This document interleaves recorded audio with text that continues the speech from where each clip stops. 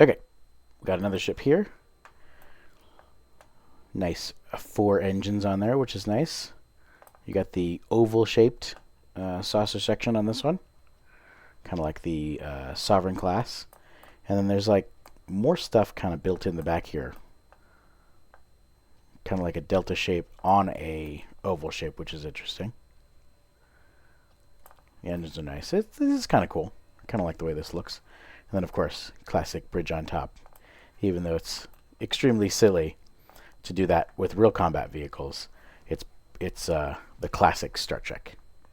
So, it's pretty cool. Let's fly around her a little bit. Fly her around. Oops, I forgot to disable some visuals. It's not supposed to have that lightning coming out of the back. That's a special thing I got running right now. Let me fix that real quick. Disable visuals and disable visuals. There we go. This is what it actually looks like.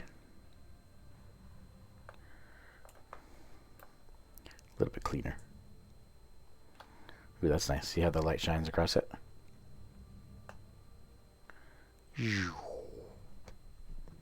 Cool. I like it. Okay, let's take a look. This is the Sagan Command Cruiser. So this one had all phasers in the front, phasers in the back, and a couple of photon torpedo launchers. So I just replaced them with the phasers that I had. Super upgraded. So for the 4, I've got the prolonged engagement phaser beam array. I've got 2 regular phaser beam arrays. And I have the prolonged engagement photon torpedo launcher. For the rear, I have 2 agony phaser beam arrays. And the Klingon executors.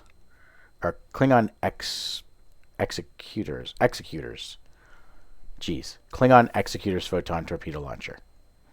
And then I also have a trilithium enhanced omnidirectional phaser beam array, which is a mission reward for that. One of the missions that you fight with Geordi on. You fight as an ally of Geordi. For my shields, warp, and deflector, I've got the stuff from the Discovery Legends Reputation. For my impulse engine, I have a prevailing innervated impulse engine, which allows me to have extra speed when I use beam fire at will, or torpedo spread abilities. For my devices, I have the temporal negotiator, which reduces my bridge officer charge times. I've got the red matter capacitor, which increases my power levels. I've got the subspace field modulator, which reduces my damage. Not the damage that I do, but the damage that I take. And then this one is one that I added recently. This is the SS Antares Distress Protocol. I just unlocked this a little while ago. This one calls in a ship that buffs your ship and increases your firing cycle haste, so you can do better in battle, as well as your flight speed and turn rate for a 10-kilometer circle around the ship. For my engineering consoles, I've got isomagnetic plasma distribution manifolds. They increase the weapon power as well as the max weapon power. I have a res all, and then the rest of them are all weapon power. I think I've got another res all, but I couldn't fit it in here without upgrading the ship. I have the console from the prolonged engagement set, which increases power levels depending on how long you've been in combat.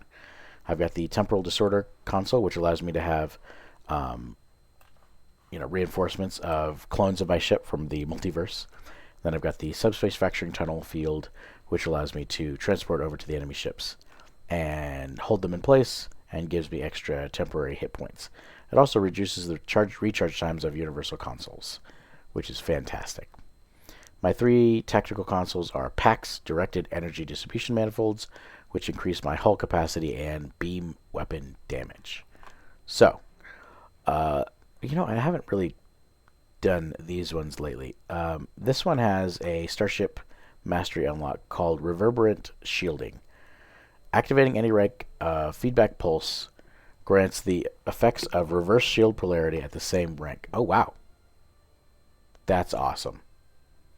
That's actually really cool.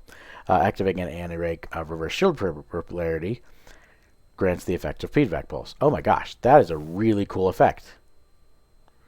Because those two things are fantastic, and I've got one on here right now.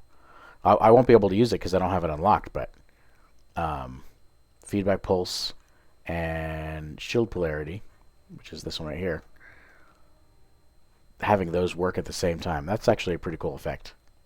Huh.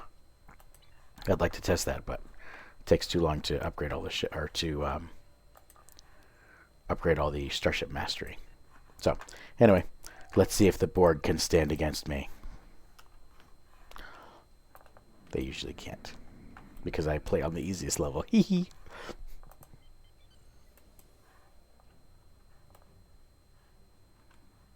Where'd they go? I wonder if there's something wrong with my sensors. Oh, there we go. Right, we'll transport in there. And we'll use this shield effect here.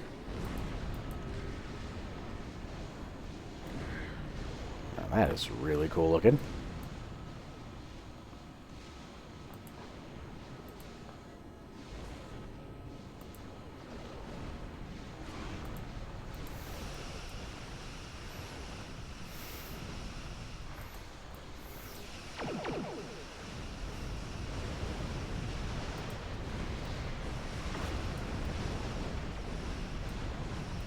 Well, the ship is definitely tough. Jeez.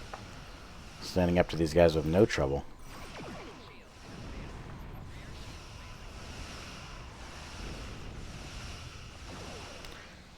Let me show you that Antares distress guy. There he is right there. Allows my ship to turn a little bit faster. Shoot a little bit faster.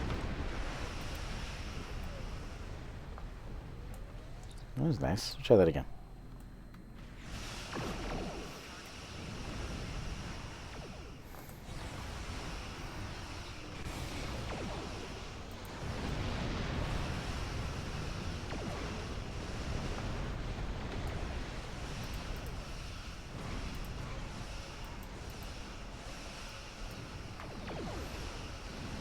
Let's do that shield thing again.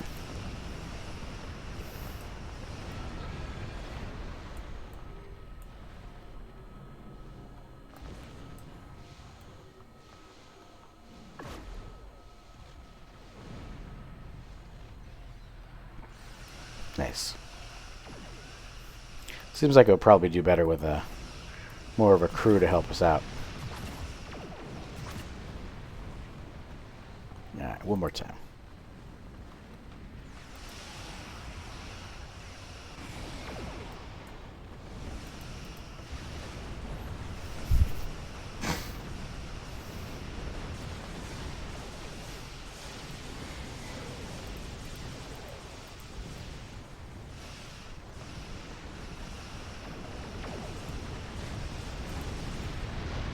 Death to all cyborgs. Okay. Yeah, that shield thing is pretty cool. It seems like it's a remake, but with extra abilities of the... There's a... I can't remember what ship does it, but it creates a shield like that in space, but it's like an orange shade color instead of the blue color. But it doesn't really do anything. It just kind of sits there and is in the way from the enemy attacking you. It's pretty cool. It's kind of like a protect yourself real quick type of thing. So, cool. I like it. This is a pretty cool ship. Anyway, that's all for this one. Pretty cool looking. And we'll see you on the next one. Enjoy.